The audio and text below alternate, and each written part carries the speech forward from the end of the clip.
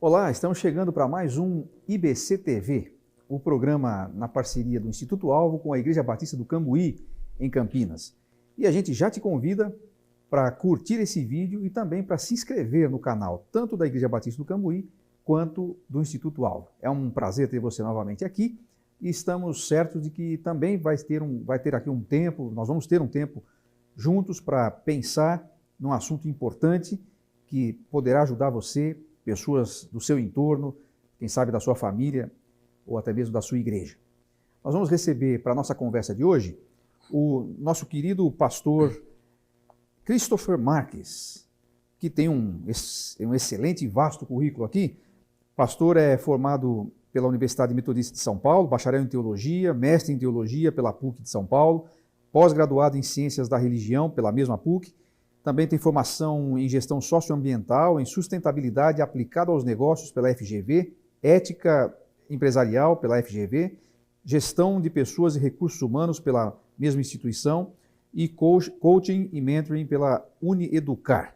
Além disso, ele também é escritor, ele escreve para o jornal Gazeta do Povo e tem vários livros publicados, entre eles Quando a Vontade de Viver Vai Embora, da editora Paulus, em 2019. Esse é o nosso convidado de hoje. Muito prazer em recebê-lo aqui, pastor Christopher. Uma alegria poder tê-lo aqui para compartilhar com a gente alguma coisa que nos abençoe. Eu que agradeço o convite, me sinto muito honrado por essa oportunidade. Espero de alguma forma aqui, nesse bate-papo, agregar valor e alcançar você que está aí do outro lado com alguma palavra de orientação e conforto. O nosso assunto hoje é suicídio. Vamos falar um pouquinho sobre esse assunto, sobre esse tema. O pastor é um especialista nessa área de pessoas, né, nessa área dos cuidados com as pessoas. E a gente está vendo aí um avançar de uma onda, a gente pode chamar assim, quase uma pandemia, não sei como é que é o nome que a gente pode dar a essa situação, mas visto aí, é sabido que o número de casos de suicídio tem aumentado exponencialmente. E eu queria que a gente conversasse um pouquinho sobre isso para pensar não só no quadro, mas se a gente pode atuar de alguma maneira e o que a gente pode fazer na identificação de questões assim. Mas vamos começar pelos números. A gente estava conversando ali e os números são alarmantes, né, nesse aspecto. Sim, segundo o CVV, que é um centro de vida que nós temos aqui no Brasil, a base dele é em Brasília, nós temos em média a cada 40 minutos um suicídio no país. Então isso é um número alto. Estima-se que em 2019 aproximadamente morreram aí 10 mil pessoas no país por conta do suicídio. No período de um ano? De um ano. 10 mil pessoas? 10 mil pessoas.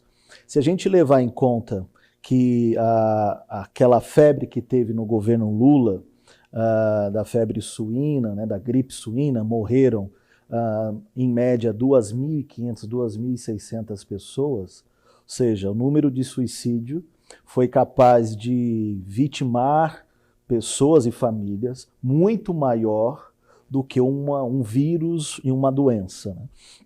Então é um número que deve causar em nós uma preocupação. Eu defendo que o suicídio ou a questão da tentativa paralelo com a depressão tinha que ser um caso de saúde pública.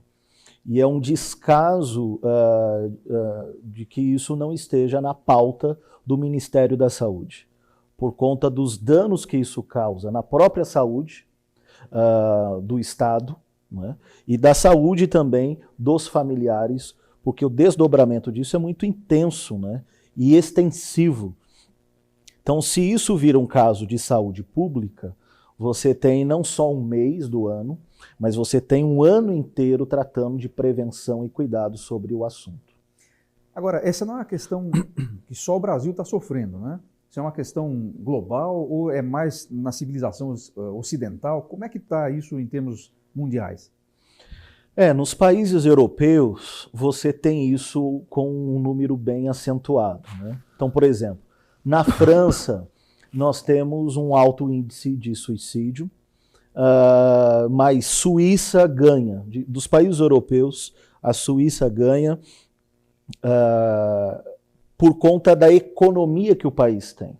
né? Por exemplo, na Suíça, você tem um caso que a pessoa que não quer ter mais filho, ela teve um neném, então ela chega num lugar lá totalmente discreto, ela coloca o bebê numa gaveta, aperta a campainha, o bebê sobe, não se sabe o que vai fazer com a criança, para onde foi, e nem quem que colocou lá.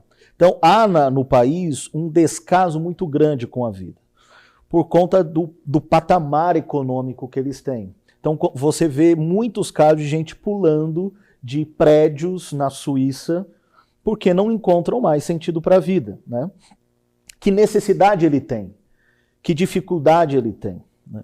Então, dentro dos estudos que são feitos em níveis de comportamento social, parece que o indivíduo ele vai encontrando sentido na vida enquanto lhe falta algo. Quando aparentemente as suas coisas dentro de uma cultura materialista são preenchidas, ele deixa de ter sentido e entra em colapso existencial. Então, quando a gente vai agora para a Ásia, por exemplo, vai para a Coreia do Sul, a gente tem lá o famoso Rio Han, que tem a ponte, né, que atravessa o Rio Han, e debaixo dessa ponte tem vários botes salva-vidas por conta do alto índice de jovens que pulam da ponte do Rio Han. Por quê? Por conta de uma tradição cultural de extrema pressão sobre o jovem para que ele seja bem-sucedido, para que ele seja não só um filho exemplar, um marido e um profissional. Então, no final de agosto para setembro, é o período onde na Ásia, tanto Japão, Coreia do Sul, etc., as pessoas ingressam numa faculdade ou saem da faculdade para o mercado de trabalho. E ele já tem que sair da faculdade com algo já pronto. Quando ele tem essa transição do mês e ele vê que ele não conseguiu alcançar a sua expectativa e a expectativa da sua família e da sociedade, isso é estatística que há anos é constatada. O alto índice de suicídio, sim, triplica nesse período. Por conta das pessoas entenderem, caramba, eu sou uma pessoa frustrada, estou acabando com a expectativa de um monte de gente que está acreditando em mim. Então, esse período, os botes salva-vidas já ficam prontos e eles conseguem salvar muita gente. Não dá para salvar todos, porque um está pulando aqui, outro está salvando ali, é uma coisa de louco. Você tem vídeos no YouTube que provam ali as tentativas que eles fazem assim constantemente para salvar jovens ali. Então, dentro desses ambientes culturais, isso acontece com mais ênfase por conta de uma expectativa social, familiar, né, e da pressão em provar para a sociedade que você é alguém muito bem qualificado. Então, quer dizer, há mais de uma causa que levam pessoas Sim. assim, inclusive questões culturais, sociais. Sim. E tal. Em relação à faixa etária, existe alguma faixa etária em que isso acontece com maior incidência nesse momento histórico? Isso talvez possa ter mudado ao longo do tempo, eu não sei, mas existe uma faixa etária no Brasil que é mais, onde a incidência é maior? Aqui vale a pena a gente pensar no que o sociólogo, o Durkheim, pensou quando ele escreveu a primeira obra social sobre o suicídio, né? Então ele faz uma coleta de informações do Ocidente, né, o mundo europeu, as Américas e a Ásia, para entender como é que funcionava essa questão do suicídio nas faixas etárias e em que escala isso se dava. Então o Durkheim ele vai dizer que um jovem na casa aí dos seus 20 a 30 anos, ele tem a tendência maior ao suicídio, por conta das expectativas, das coisas que ele quer fazer, que ele não consegue, ele não se adapta a uma tribo, a uma cultura, né, aquele grupo ao qual ele se identifica, e para entrar ele tem que passar por vários estágios, que é o que a gente chama hoje do bullying, que leva a pessoa a uma autocomiseração a ponto de tirar a vida. E aí ele faz depois um escalonamento dos 30 anos para cima, que é a fase da pessoa que já está se estabilizando e que está casada, né? Então, o que ele coloca? Que um jovem ele tem a tendência a cometer o suicídio maior do que um homem que é casado, mas sem filhos. Por quê? Porque o homem casado ele tem a esposa que depende dele. O homem casado sem filhos tem a tendência de cometer suicídio maior do que o homem casado com filhos, porque ele tem uma tendência maior de pessoas que dependam dele e se preocupam também com o seu bem-estar. Então ele faz essa divisão social, que é importante quando a gente vai olhar o fenômeno do suicídio, tanto no Brasil como em qualquer lugar do mundo. No Brasil, a gente tem hoje um número grande de suicídio entre pré-adolescentes, né? Isso é um fenômeno recente, relativamente? Recente, por conta das mídias sociais. Então, a mídia social, principalmente o Instagram, TikTok, entre outras ferramentas, ela gera no pré-adolescente um estilo de vida que eu e você não tivemos. Nós não tínhamos celular, a gente não tinha uma exposição, a gente não tinha a necessidade de sermos aceitos por tantas pessoas que mal querem saber da nossa vida. Então, minha vida por um like, né? Exatamente. Tem um filme muito bom que a Netflix lançou chamado O Dilema da Rede Social. Vale a pena assistir esse filme porque ele trata exatamente isso. Uma menina, aproximadamente 13 anos, ela tira uma foto, ela não tem like nenhum. Depois de uns 20 a 30 minutos da postagem, ela fica triste e percebe que era o problema da orelha dela que ficou mal. Ela vai lá, tira outra foto, mexe na foto e posta. Aí a foto viraliza. Ou seja, é essa necessidade de autoaceitação. Porque se ela posta e fica com a orelha lá, vem outra pessoa e fala, ô Dumbo, Topogijo, que, né, aquela linguagem que a gente mais conhece, o pré-adolescente se sente mal, ele não tem a estrutura emocional para lidar com essas ofensas, com os haters. Aquilo gera nele um mal-estar, consequentemente vai gerar uma angústia, uma depressão que pode levá-lo a tirar a própria vida. Eu e minha esposa, nós estávamos numa palestra que eu fui realizar no final do ano passado, e era assim, quase 300 jovens, e eu tratando do assunto com muita delicadeza, entrando no mundo deles. Quando eu acabei, vieram assim, umas 5 a 6 meninas que me cercaram, algumas chorando, compartilhando das suas dores e falando que elas não poderiam falar isso que elas estavam sentindo para os seus pais, que eram da igreja. Se a mais velha tivesse 16 anos, era muito. E elas começaram a levantar partes do corpo, da roupa, e estavam todas cortadas. Eu fiquei desesperado, eu chamei minha esposa para ver como é que poderia pegar o contato para a gente encaminhá-las para alguns processos, né? E eu fiquei pensando, a igreja não sabe, família não sabe, ninguém sabe. E de onde vem essa pressão, esta angústia de que elas não são ninguém, que elas não têm valor, que a vida delas não importa, né?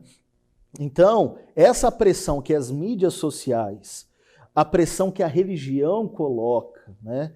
E tantas coisas estão em volta, o pré-adolescente não sabe lidar com isso. Então, requer hoje uma mudança de comportamento, né, das próprias famílias. Então, você tem pais que são mais viciados no aparelho do que os filhos. Então, os filhos, como é que eles vão se desconectar do aparelho se eles veem o pai o tempo todo no aparelho? Então, uma coisa que a gente está criando em casa, por exemplo, chega por volta das 10 horas, a gente desliga os aparelhos, a minha esposa tem um controle do aparelho da nossa filha, que fica por volta de 4 horas conectado, porque pelo celular dela, ela bloqueia tudo que ela assiste e vê, o celular trava. Porque é uma forma de você controlar, porque a criança, se deixar, ela fica o tempo todo com aquilo. E ela está no quarto trancada, qual pai sabe de fato o que ela está acessando? Que curtida ela está recebendo? Que comentário ela está recebendo? Então, hoje, por conta disso, os pré-adolescentes têm sofrido muito isso. Com jogos, né? A gente teve aí o caso daquele jogo Baleia Azul, outros jogos estão surgindo, que tem causado um dano emocional muito grande para pessoas que não têm preparação emocional para isso. Agora, só voltando um pouquinho na sua fala, né, a questão do tal bullying, hoje a gente chama assim, né? Você falou lá a pessoa que teve a orelha, ela saiu diferente, aí tem... A gente sempre teve a tal da zoação, né, na nossa época, e a gente não tinha outra opção a não ser lidar com isso, né? É uma pergunta, será que... É porque às vezes a gente fala assim, pensa que estou já dando opinião, aí não adianta trazer um entrevistado, né? Mas assim, será que isso tem a ver um pouco com a forma como você já falou dos pais que às vezes estão mais viciados nos aparelhos do que os próprios filhos, mas será que isso tem um pouco a ver com o fato de que a gente está tentando tirar todas as dificuldades que os nossos filhos têm para enfrentar isso? Porque a gente tinha que enfrentar isso na escola e enfrentava e tocava a vida. Talvez tinha gente que sofria mais com isso do que outros e tal, mas não se ouvia falar de que alguém estava pensando em se suicidar porque sofreu bullying. E hoje isso é muito comum. Será que isso em parte é da forma como nós estamos criando nossos filhos? Foi feito um estudo de que quanto mais você divulga o assunto e trata sobre ele, aumenta a tendência sobre aquilo, né? Então, à medida que se fala mais de suicídio, principalmente nessa faixa etária, e os danos que isso causa por conta dos fatores que esse adolescente está envolvido, né? O seu meio, então isso acaba virando uma válvula de escape. Mas é fato que hoje os pais protegem mais os seus filhos, né? A gente tem um monte de lei, né? O ECA, por exemplo, né? Estatuto da Criança e Adolescente, tantas outras ferramentas de restrição que faz com que os pais blindem mais os seus filhos, né? Na nossa época, a gente estourava o dedão do pé jogando bola na rua e tal. Os filhos hoje são todos criados em apartamento. Então, não tem essa vivência mais, né? Como a gente diz, assim, foi criado com voz, daí não aguenta a pressão, né? O metiolate não dói mais, não arde mais, né? Então, a gente tem essa geração que os humoristas gostam de falar, geração emo, né? Que é muito triste, abatido e chora. Mas a gente também tem que pensar que, por mais que na nossa época não tivesse suicídio, mas tem um dano. A fala, ela causa algo na pessoa, né? A gente talvez não cometia um suicídio, mas a gente resolvia isso no soco, que é uma outra forma de violência da vida, né? Eu não estou me violentando, mas eu estou violentando alguém, né? Eu estou com um pedaço de pau batendo na cabeça de alguém.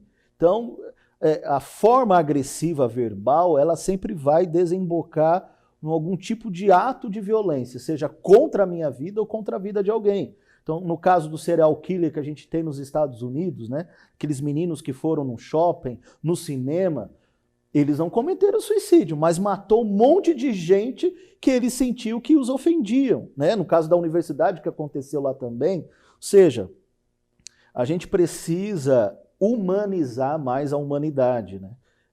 Que a gente entende aqui que só o evangelho pode fazer isso. A gente entender que pessoas precisam ser gente como Deus sonhou que a gente fosse. E quando eu olho para você e avilto a sua dignidade, eu não estou necessariamente só lhe ofendendo, mas eu estou ofendendo aquele que é refletido através da sua vida, que é o Criador, porque você é a criação dele. É um ataque à imagem de Deus que está em mim, né? Exatamente. E isso é causado por uma palavra, que eu deprecio a sua identidade, que é a identidade de um filho ou de uma filha de Deus. Então a gente tem que conscientizar isso. Porque embora a sociedade não pense isso, ou não consiga praticar isso, por uma falta de consciência do evangelho, o que é alarmante é que os evangélicos façam isso. Filhos de crentes façam isso. Ou os próprios crentes na rede social, por conta de toda essa polarização que vivemos hoje, façam isso. Às vezes até por questões teológicas, os caras se agridem. Pois é. Então você percebe que o equilíbrio, né, essa maturidade espiritual que a gente precisa ter, se perdeu. As pessoas, elas não têm um mínimo de misericórdia com a reputação do outro. Então, como é que você vai esperar isso de um adolescente? Então, não tem estrutura para lidar com isso, né? Então, a gente precisa voltar a um eixo, voltar a uma humanização do evangelho através das igrejas e isso, consequentemente, redimir o mundo à nossa volta. Legal, olha, a gente sempre diz que quando o papo é bom, o tempo passa rápido. Então nós já estamos encerrando nosso primeiro bloco aqui do programa de hoje. E se você está gostando do programa, eu acho que está, curta o vídeo, também se inscreva no canal e passe esse vídeo para outras pessoas. Pode haver pessoas que precisam, nesse momento, de ouvir o que o pastor Christopher está compartilhando com a gente aqui. A gente vai para o nosso intervalo, voltamos já.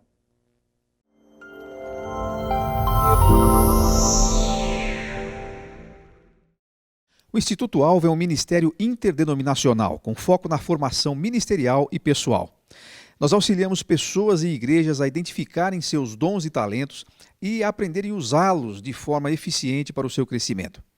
Nossa visão é desenvolver pessoas integralmente, porque a gente acredita que a vida é uma só, ela tem uma integralidade. No Alvo, a gente não divide a vida em material e espiritual, porque para um cristão é tudo uma coisa só. Por isso desenvolvemos um currículo variado e prático para ajudar você a encontrar seu lugar no corpo de Cristo, como também na vida profissional e na sociedade. Nosso portfólio compreende 6 módulos com opção de cursos presenciais e online. Temos também uma linha completa de material para evangelismo, discipulado e estudo bíblico. São soluções completas para um desenvolvimento bíblico e saudável de sua igreja em todos os aspectos.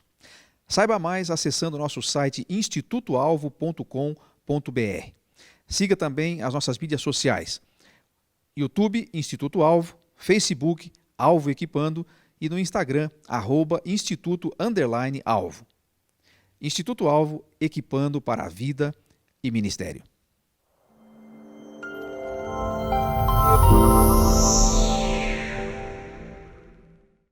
Estamos de volta aqui com o nosso IBC TV, hoje com o pastor Christopher Marques, falando sobre suicídio, números, conceitos, e também vamos falar um pouquinho agora sobre como podemos identificar indícios de comportamento suicida, se podemos usar essa expressão, pastor. Mas antes de voltarmos aqui com o nosso papo, quero incentivar você a inscrever-se no canal do YouTube aqui da Igreja Batista do Cambuí de Campinas, também no canal do Instituto Alvo. Se você está assistindo em um desses 2 canais, vai para o outro e se inscreva também. Ative o sininho e você vai ficar por dentro de todas as novidades que a gente postar por aqui. Também curta esse vídeo, porque isso nos ajuda a fazer com que o conteúdo chegue a mais pessoas e abençoe outros que, assim como você, poderão se utilizar também do que a gente está falando aqui. Pastor, a gente estava falando no primeiro bloco sobre esses números alarmantes e essa questão de algumas causas. Não dá para identificar uma causa, você colocou várias possibilidades aí, inclusive culturais, né, de cada civilização, etc. Mas focando principalmente aqui na nossa realidade, né? Uma pessoa que tem esse comportamento suicida, está certo falar assim, podemos dizer, essa expressão está correta, comportamento suicida? Uma pessoa que tem esse comportamento, ela dá sinais de que ela tem esse problema, está desenvolvendo isso? Eu pergunto porque imagino, como leigo, que uma pessoa não acorda e decide que vai tirar sua vida num dia. Ela acorda hoje, eu quero me suicidar. Deve ser um processo. Né? E nesse processo talvez surjam sinais. É assim que funciona ou como é que a gente pode tratar essa questão? A gente precisa entender que o ser humano ele está dentro dessa escala que a gente poderia dizer animal, no sentido de sobrevivência da vida, né? Ou seja, por natureza, nós lutamos pela nossa sobrevivência. Então, se alguém vier lhe atacar, você vai querer se defender. Você não vai ficar de braço aberto falando, pode bater, isso, dá para o lado. Não, você vai querer fazer alguma coisa. Então, por isso que ninguém acorda falando, eu vou me matar. A pessoa, ela tem um processo na vida dela de desencanto, apatia, desânimo, decepções, fracassos, expectativas elevadas demais que não foram alcançadas, promessas que não foram cumpridas. Enfim, são vários sentimentos que vai formando um pacote. Nessa formação de pacote, a pessoa ela não vai ter a estrutura cognitiva para lidar com aquilo, para fazer a devida filtragem de todo esse processo. Porque todo mundo passa por essas coisas que você citou, né? E é aí que entra essa beleza da criação, que cada um tem uma estrutura diferente em lidar com uma questão, né? Então, por exemplo, Você pega uma pessoa que viveu durante muito tempo numa comunidade, né, o que a gente antigamente chamaria de favela, que viu seu pai ser morto na sua frente por um tiro. Como é que essa pessoa não vira bandido e vira um advogado, vira um médico? Porque ela sublimou a sua dor. A raiva daquilo fez com que ela provasse para si e para todos à sua volta que ela seria alguém que não entraria na estatística e provaria o quanto ela tem em si um potencial de vida para ser melhor do que aquilo. Então, isso vai de pessoa para pessoa, porque uma outra pessoa que vivesse isso, fala, agora eu vou me vingar do sistema, da polícia, vou matar geral. Então, a gente precisa entender, e essa sensibilidade que a gente tem que entender, de não tratar o outro com mimimi, com frescura. Isso daí é coisa de gente fraquinha, falta de fé, não ora. Gente... A gente quer ser juiz da dor do outro. Né? Exatamente. Então, assim, o que ele está passando, você pode ter estrutura para suportar. Mas talvez um dia o que você vai passar, você não tem uma estrutura, o que o outro vai ter e vai te julgar também. Então, a gente precisa ver pela ótica de como Deus também nos vê nesse processo, né? Então, entender assim, a pessoa chegou num ponto que ela começou a falar sobre isso, é porque ela está num estado de estafa. Ela está realmente cansada. Então, ninguém saudável sai falando o tempo todo, eu quero morrer, quero morrer. Não no sentido metafórico como nós usamos, mas esse quero morrer com lágrimas, com agonia, com dor, né? Às vezes deitado no sofá, numa cama. Opa, isso é preocupante. Comece a dar atenção para isso. Então, a menção, vou dizer, a mera menção, não quero minimizar isso, mas a pessoa mencionou isso, a gente já tem que levantar... Acionar a lanterna vermelha. E querer entender um pouquinho do que ela de fato está sentindo, sem julgar, acolher a dor dela, e ser não um salvador da pátria, porque isso a gente não tem condições para isso, porque nós não temos o devido preparo, mas sermos facilitadores do processo de cura dela. Como? Sendo uma escuta constante, ombro amigo e encaminhando essa pessoa para um especialista. Isso é importantíssimo. Agora, antes de chegar aí, né? Ou, não sei se já é o momento de chegar aí, mas a pessoa mencionou, às vezes ela também não menciona, às vezes não verbaliza isso. Uhum. Para você ficar com essa luz vermelha acesa aí, né? Se ela não falar em morte, ela pode dar outros sinais que permitam a mudança do comportamento, né? Porque se você tem uma pessoa que é vigorosa, otimista com a vida, sempre vibrante, contagiante, se alimenta bem, tem disposição para a vida, você começa a perceber que essas coisas estão sendo drenadas, é que a potência de vida dela está sendo sugada. Por que está acontecendo? Porque essa pessoa só fala em desgraça. Pessoa que fala muito em desgraça, maldição, inferno, nada vai dar certo, que não era comum ela falar, alguma coisa dentro dela mudou. A percepção da vida dela mudou. Aí tem um detalhe importante, então, porque tem aqueles que são a hiena lá, né? Céus, né? Sim, que é comum, que sempre reclama de tudo na vida. Agora você está falando de uma pessoa que não era assim e, de repente, passa a apresentar esse comportamento. Então, aí já é um sinal. São mais ou menos os sinais da depressão? Não, esse é um sinal de uma tristeza / desilusão. Que assim, a desilusão ela é boa em certo nível. Porque o que é uma desilusão? É alguém que não vive mais iludido. Então, não vivo mais na ilusão, não caio mais no seu conto. Então, estou desiludido com você. Agora, tem a desilusão da vida em si, de que a vida não tem propósito nenhum. E essa desilusão ela é fruto de inúmeras tentativas de fazer a vida acontecer e não aconteceu. Então, isso é importante, né? Entender, porque essa tristeza / desilusão, se ela não for devida a tratada agora no início, ela vira uma depressão. Então, e aí tem gente que tem depressão que é crônica, que é para o resto da vida. que precisa ser acompanhado mensalmente com um psiquiatra e terapia semanal, né? Porque é algo que ela não tem cura, isso. E é a ciência que diz, né? Claro que Deus pode fazer 1000 maravilhas. Mas é uma doença crônica. Mas é uma doença crônica, né? Então isso precisa ficar bem esclarecido. Essa pessoa, ela tem algum estudo que mostra isso, ou o que eu estou falando não tem nada a ver, né? Essa pessoa que tem uma depressão crônica, ela tem uma tendência suicida maior do que outras pessoas ou não tem uma relação? Depende de como ela lida com as dores. Se as dores que ela tem são frutos de algo, de uma expectativa muito próximo dela, da realidade da vida dela, de gente próxima dela, isso pode aumentar.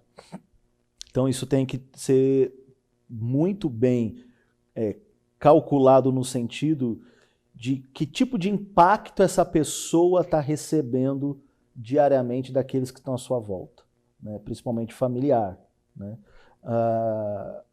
Então eu acho que isso é muito importante para a gente pensar.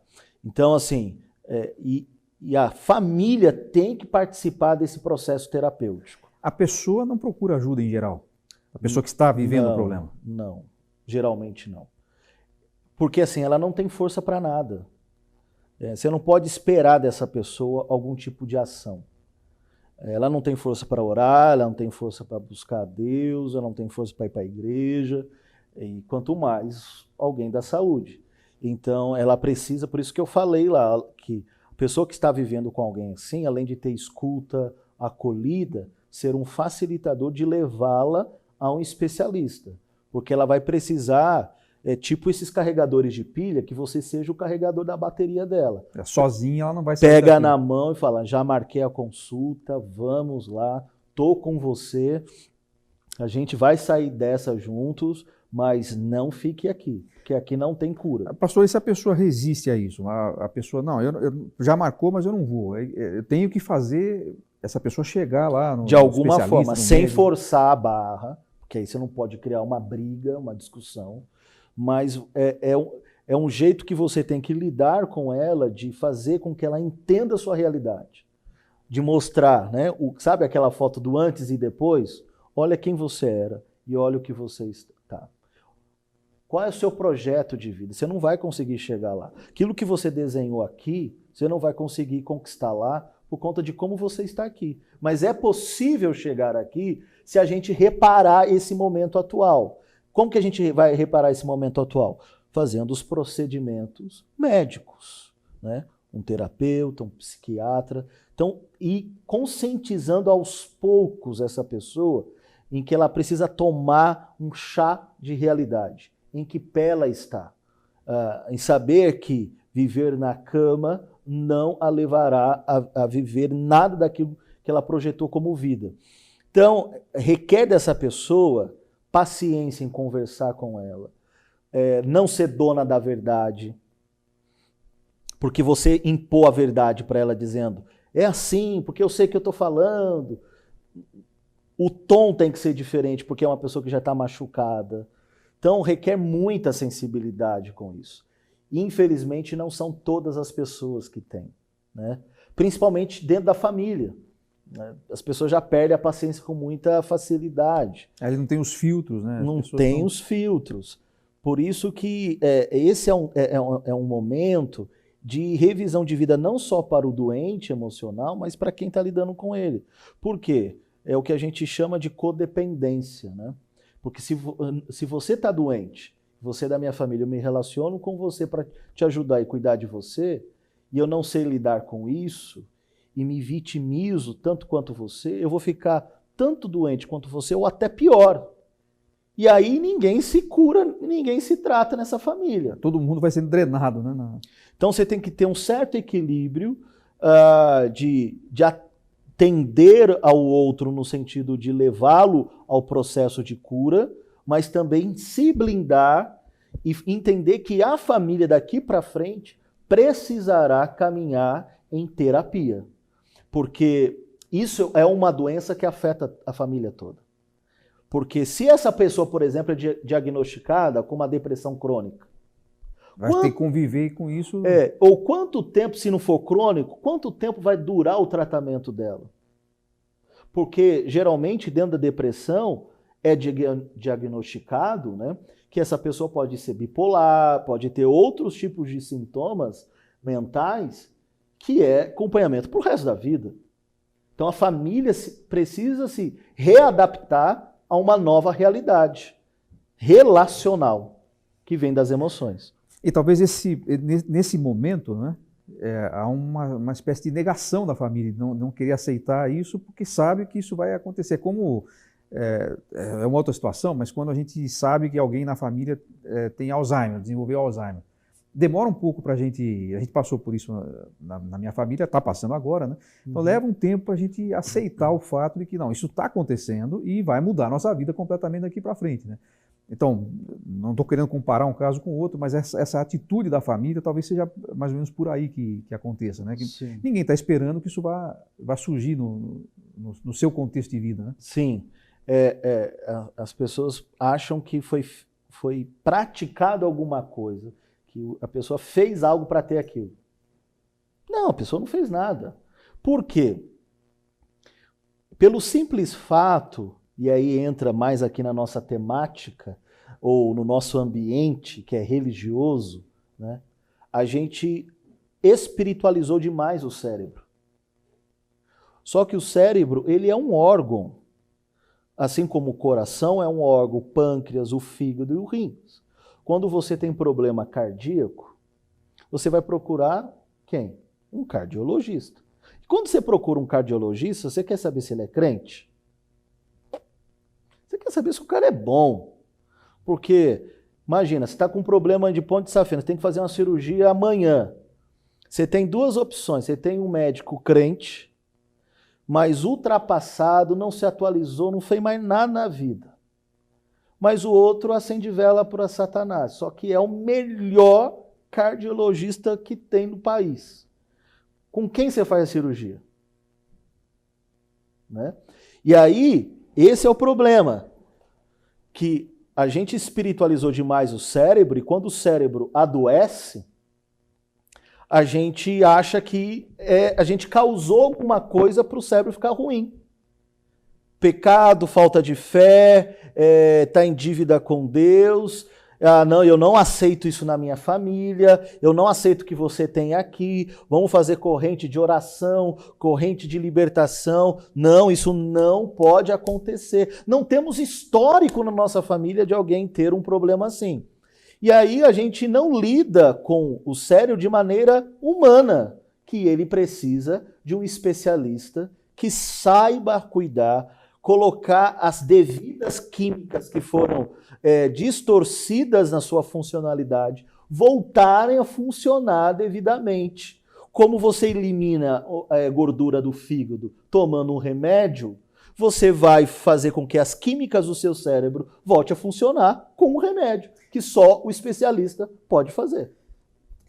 Tá certo. Agora, essa talvez não seja a única causa de fatores de depressão e tal, a questão física. Né? Podem existir realmente fatores espirituais, fatores da alma que não sejam exatamente do cérebro. Sim. O pastor entende assim também? O Drauzio Varela, ele fez até um quadro, se eu não me engano, no ano passado no Fantástico.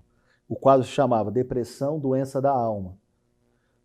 Isso é interessante porque assim, ele é um médico ateu, mas que reconhece que a depressão é um problema da alma.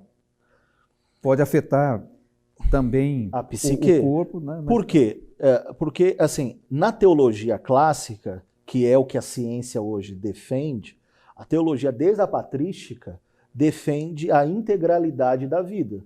Nós somos seres cognitivos, ou seja, mentais, físicos, emocionais e espirituais. Então são essas 4 realidades que estão presentes na vida humana. É uma coisa só. Né? Uma coisa só. Só que elas andam harmônicas, de maneira harmonizadas. Então se uma está desajustada, afeta tudo. Então se você pode estar muito bem no espiritual, mas o emocional estiver ruim, vai afetar. Vai afetar. Você pode estar bem no espiritual e no emocional, mas seu físico está ruim, você vai ficar ruim nas outras áreas.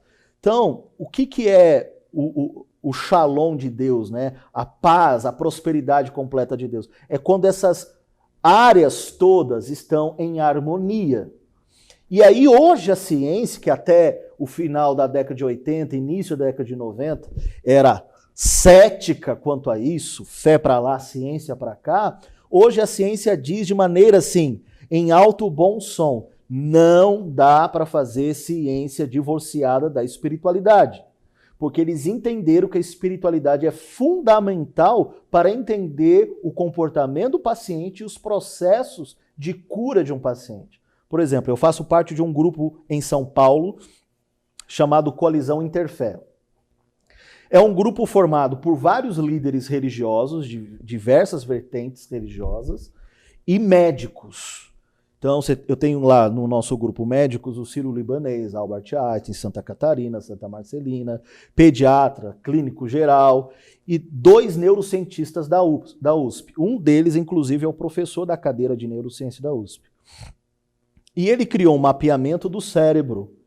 Enquanto o paciente está no processo de tratamento, como o cérebro funciona no momento em que ele aciona a sua espiritualidade, que tipo de química é liberado no seu organismo que vai gerar um metabolismo para combater um vírus, uma doença que está no seu corpo. Como é que você agora vai fazer ciência divorciada disso? Não dá. Então, assim, hoje em São Paulo você já tem hospitais que têm alas de tratamento de espiritualidade, para entender que a dimensão espiritual é fundamental para uma boa qualidade de vida. Por isso é importante manter a vida na comunidade de fé, se relacionar com Jesus, Bíblia, Espírito Santo. Um evangelho que seja completo. Completo, o evangelho integral. Isso é fundamental para uma boa qualidade de vida. Legal. Mais uma vez, o nosso tempo voou aqui no segundo bloco e nós estamos encerrando, então, essa segunda etapa da nossa conversa, que vai continuar a seguir. Então, vamos para o intervalo e voltaremos já. Fiel Senhor, meu Pai celeste, pleno poder aos teus filhos darás. Nunca mudaste, tu nunca faltaste, tal como eras, tu sempre serás.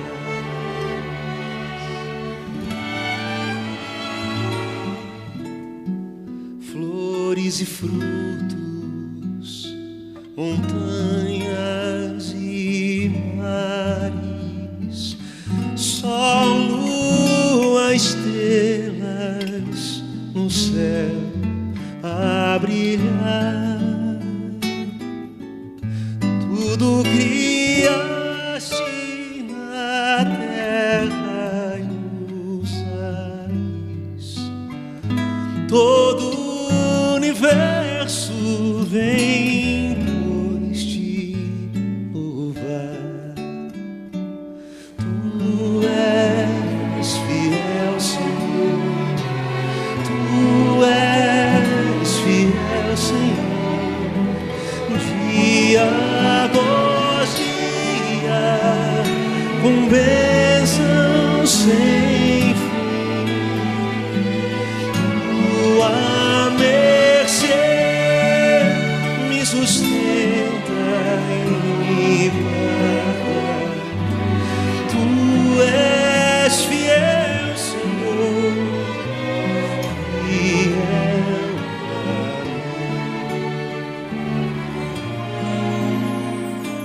pleno perdão tu dás, paz, segurança, cada momento me guia ao Senhor. E no porvir, ó, que doce esperança, desfruto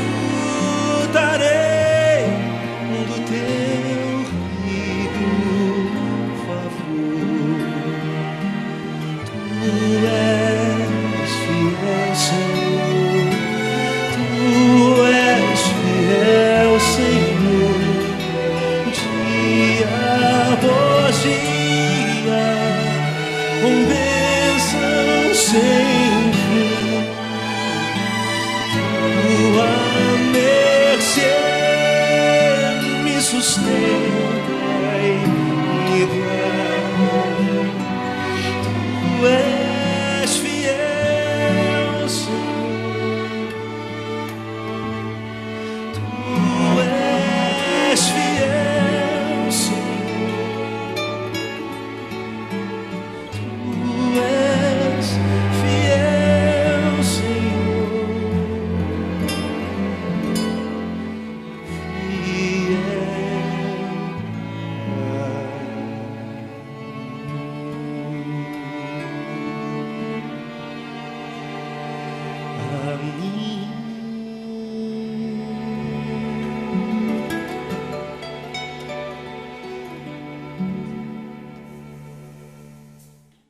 Estamos de volta com o nosso IBC TV, tratando hoje sobre suicídio com o pastor Christopher Marques, que, aliás, é autor de um livro sobre isso, né, pastor? Como é o nome do seu livro?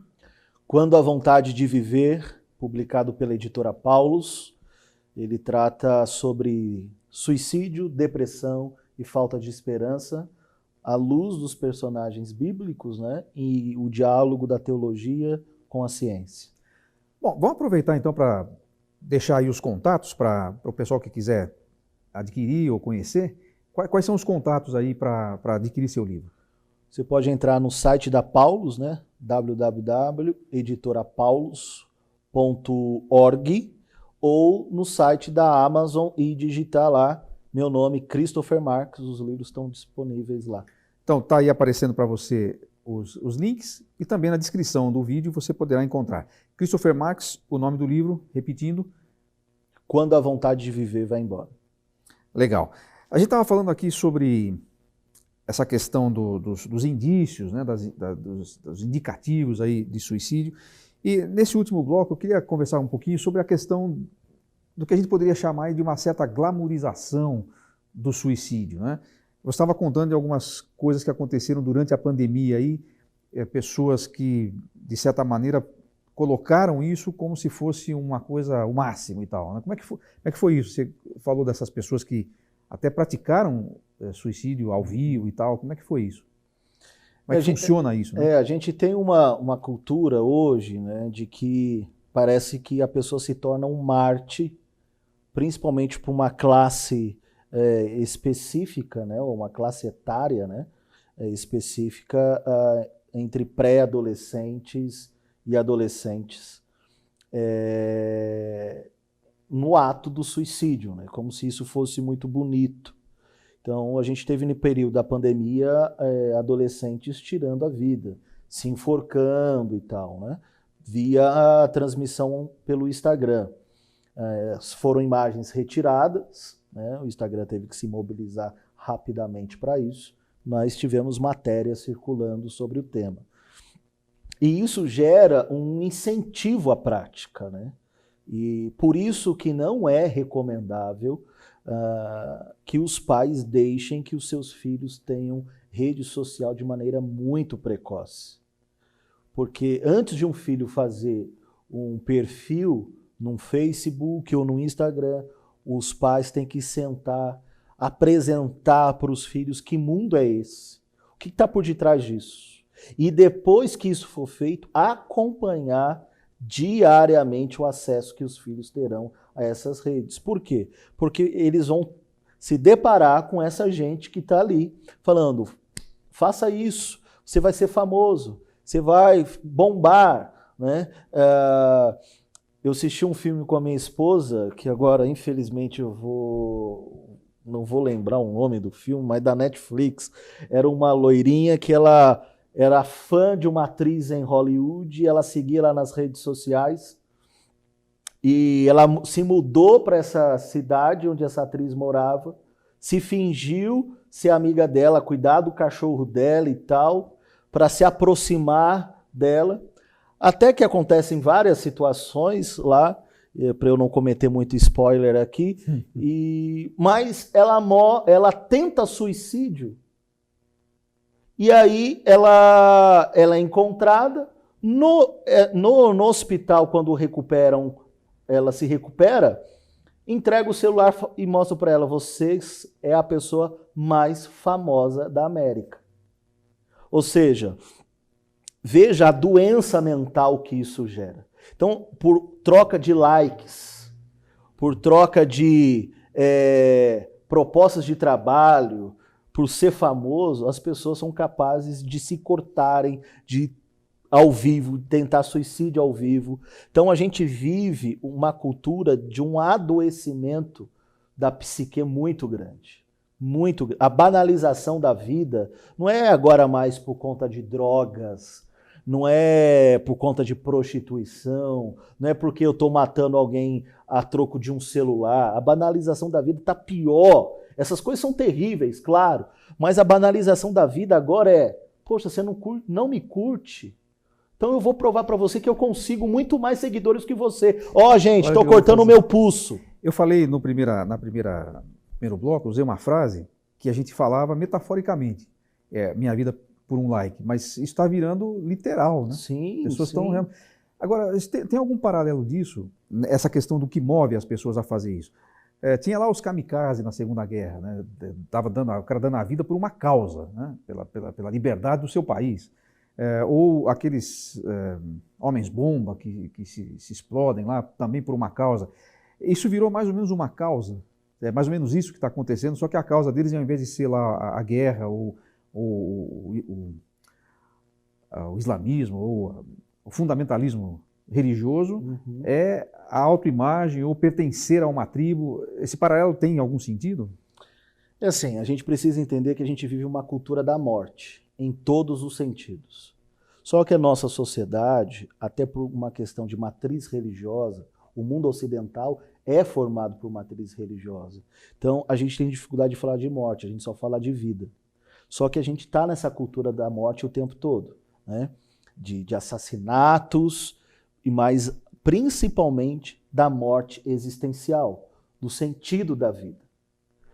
Como o mundo virtual é frágil e líquido, né, como o Zygmunt Bauman trabalhava nas suas obras, esse mundo líquido do mundo virtual é um mundo que você precisa se manter a todo custo e a qualquer preço.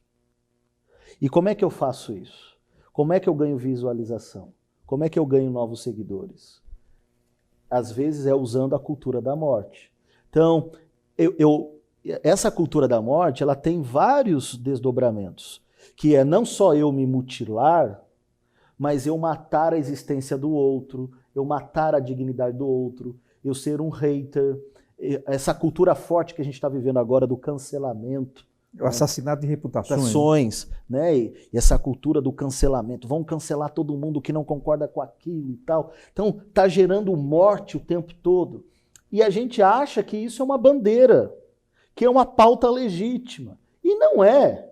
Você está desgraçando, acabando com pessoas, com reputação, com comércio, com imagem, com um monte de coisa que está por detrás disso. É um jeito moderno de matar, né? O não matarás não é só para enfiar a faca lá ou dar um tiro, mas isso também é um jeito de matar, né? Então, e é isso que Jesus ressignifica no Sermão do Monte. Que ele diz, vocês aprenderam com Moisés que matar é você tirar literalmente a vida de alguém. Agora, eu estou dizendo isso para vocês, que só de pensar você já matou alguém. Então, se eu estou numa rede social dizendo vou acabar com essa pessoa, eu sou um assassino. Eu estou exalando a cultura da morte. Então, assim, a gente acha isso muito nobre, a gente acha que isso é lacrar, né, que é a linguagem dos jovens, né, que eu sou descolado, mas você está perpetuando um mal social, né? Então, eu acho que, como a internet é uma terra sem lei, dificilmente a gente vai ter uma fiscalização mais séria sobre isso. Eu acho que a gente tem que criar grupos de conscientização nas nossas comunidades, nos nossos espaços de alcance, né? De rever a nossa postura no mundo virtual e tentar criar comunidades realmente virtuais mais saudáveis possíveis, né? E essa conscientização vem da casa, vem de comunidades religiosas e vem dos espaços onde a gente consegue alcançar com a nossa fala. Christopher, você está trazendo um aspecto que talvez está sendo surpreendente. Para mim, eu confesso que está sendo surpreendente, e talvez para os pais e para os que nos assistem também.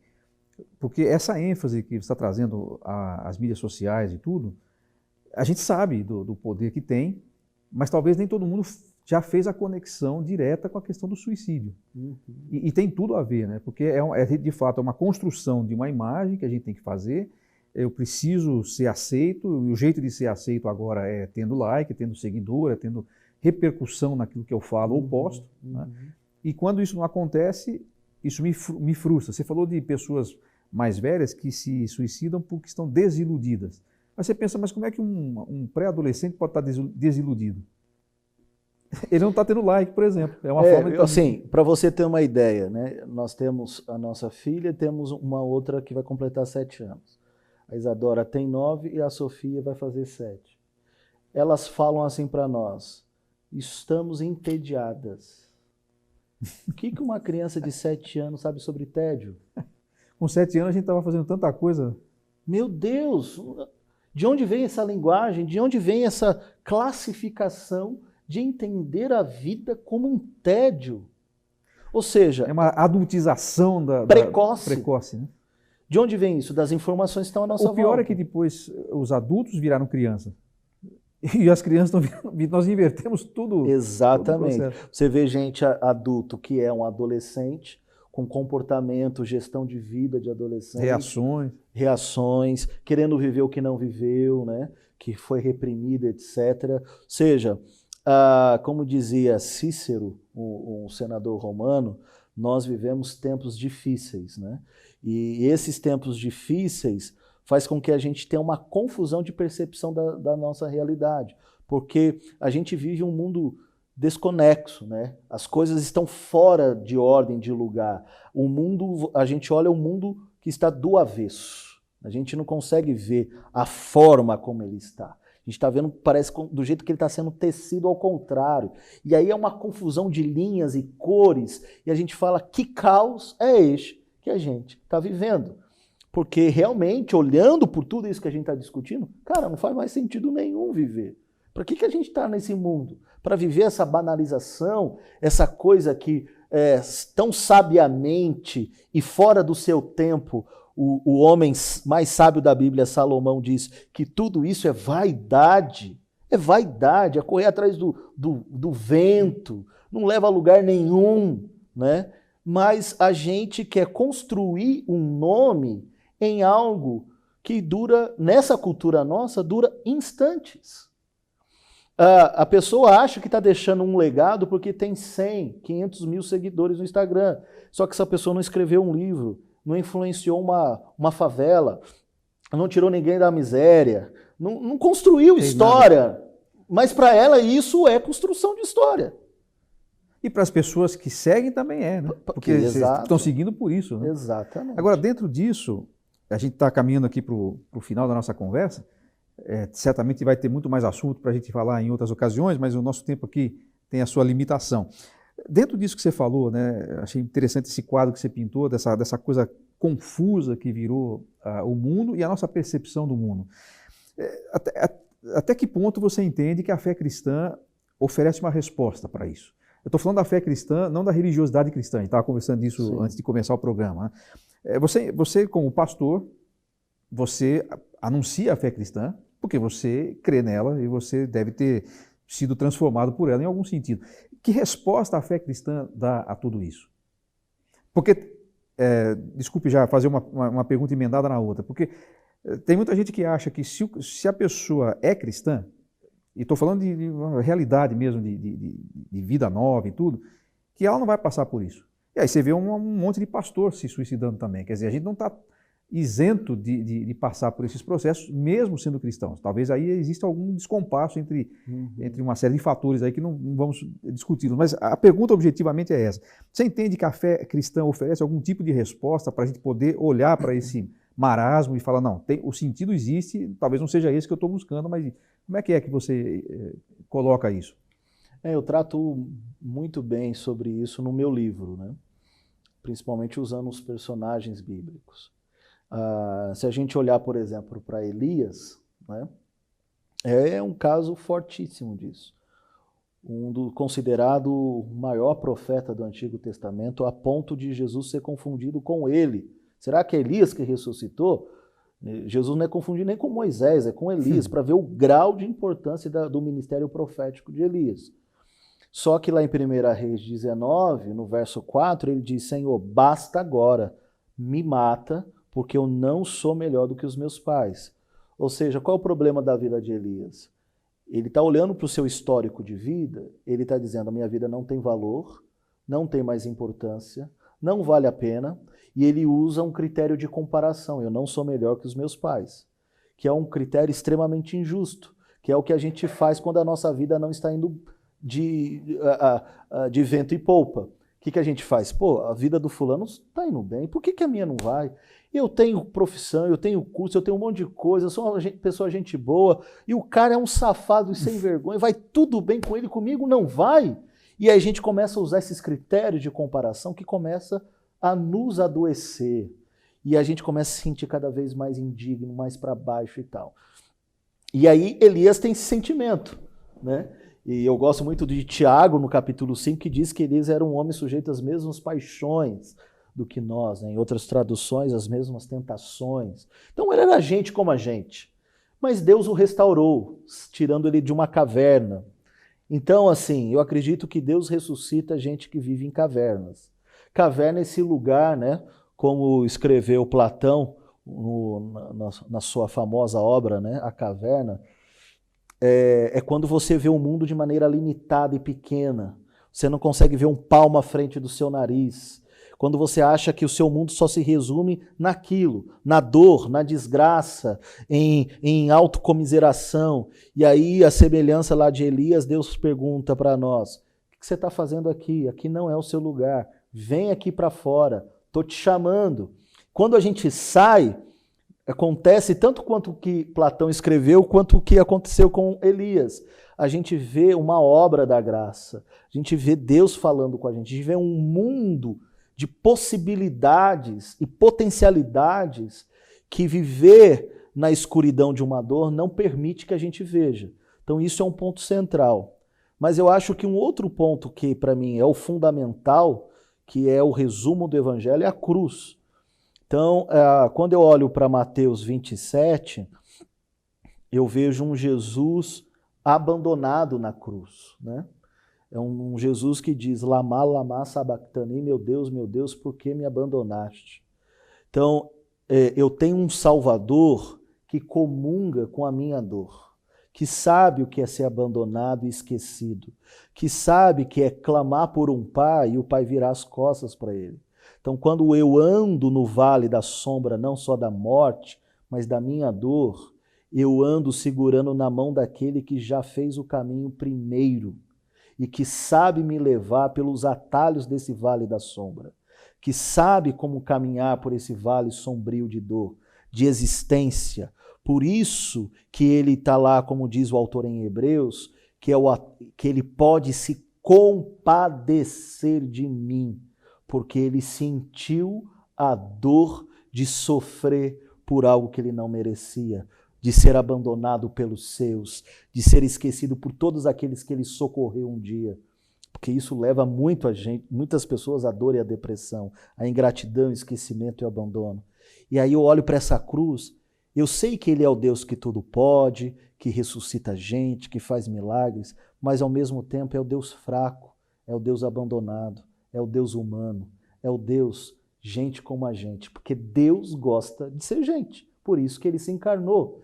E aí eu olho para ele e falo, caramba, minha vida faz sentido agora. Eu não passo por essa vida sozinho. O meu Salvador sabe tudo o que eu sinto e o que eu penso, e a minha bagagem de vida fica mais leve por causa disso. Então isso vai me fazer encontrar o sentido que às vezes estou buscando em qualquer outra coisa, né? O sentido é encontrar sentido na vida do Cristo. Porque o sentido que a vida dele transmite para mim ressignifica a minha existência e a minha dor. Que foi o que ele fez quando se encarnou. Exatamente. Né? Muito legal. Pastor, agradeço muito a sua participação aqui, certamente abençoou a nossa audiência aqui e nos fez pensar em coisas práticas. Eu achei muito interessante a sua forma prática de colocar, de lidar com a questão, né? Não lidando nisso de uma forma assim, às vezes a gente fala muito sobre esse assunto, os especialistas falam numa linguagem que fica meio distante da nossa realidade. E você consegue fazer isso de uma forma bem humana, como você gosta de dizer, e muito, muito prática. Eu tenho certeza que foi útil a sua participação conosco. Muito obrigado por sua presença e disponibilidade. Eu que agradeço o convite, novamente expresso aqui a minha honra e a minha alegria e estou à disposição de vocês. Então assim nós encerramos mais um programa IBC TV, pedindo mais uma vez a sua gentileza. Eu tenho certeza que você gostou desse vídeo, então clique aí. Nós estamos acabando de falar de curtir e tal, mas não é porque a gente vai ficar desiludido, é simplesmente para que o algoritmo dê mais relevância aí para o conteúdo, que certamente vai chegar a outras pessoas. E também assine o canal da IBC, Igreja Batista do Cambuí, e do Instituto Alvo, e fique ligado. Até a próxima. Tchau.